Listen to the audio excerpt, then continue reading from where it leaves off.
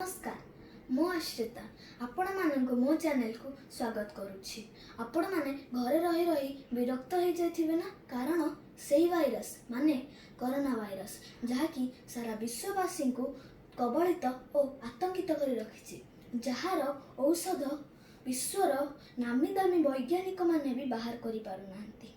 फल भारत में प्राय 12 लाख लोक और ओडिशा रे प्राय 20,000 लोक संक्रमित अछंती।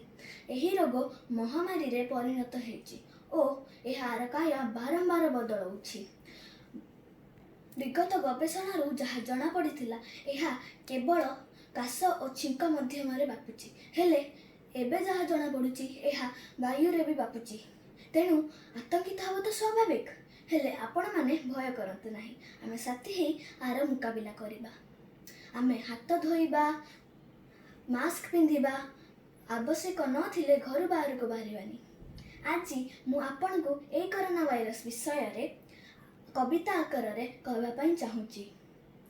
आशा करूची आपण को भल लागिबो। कवितार शीर्षक फेरी जाओ तमे कोरोना। चाइना देशर वुहान सहरु आसीथिला तमे कोरोना। चाइना देशर वुहान सहरु आसीथिला तमे कोरोना। सारा पृथ्वी तांडव रचुच देई देई दुख जातना, देई देई दुख जातना। फेरी जाओ तमे कोरोना, फेरी जाओ तमे कोरोना। घरु आउ आमे बाहरी पारुना बुलिबा खेलिबा मना। घरु आउ आमे बाहरी पारुना बुलिबा खेलिबा मना। निज घरे रही मास्क पिंधिलु, हाथ धोई दिन सरेना, हाथ धोई दिन सरेना। फेरी जाओ तमे कोरोना, फेरी जाओ तमे कोरोना। शटडाउन और लॉकडाउन रे दुकान बजार खोलेना। शटडाउन और लॉकडाउन रे दुकान बजार खोलेना। आम बापा माँ आमरी साथी मन खोली मिसी पारेना, मन खोली मिसी पारेना। फेरी जाओ तमे कोरोना, फेरी जाओ तमे कोरोना। कुकुर खाइले बादुड़ी खाइले से देश ना चाइना। कुकुर खाइले बादुड़ी खाइले से देश ना चाइना।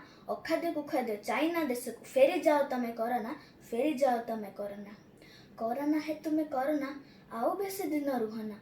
तुम्हें चली गले आमे हेबु खुशी, घरे रही भल लागे ना, घरे रही भल लागे ना। फेरी जाओ तमे कोरोना, फेरी जाओ तमे कोरोना। जय जगन्नाथ।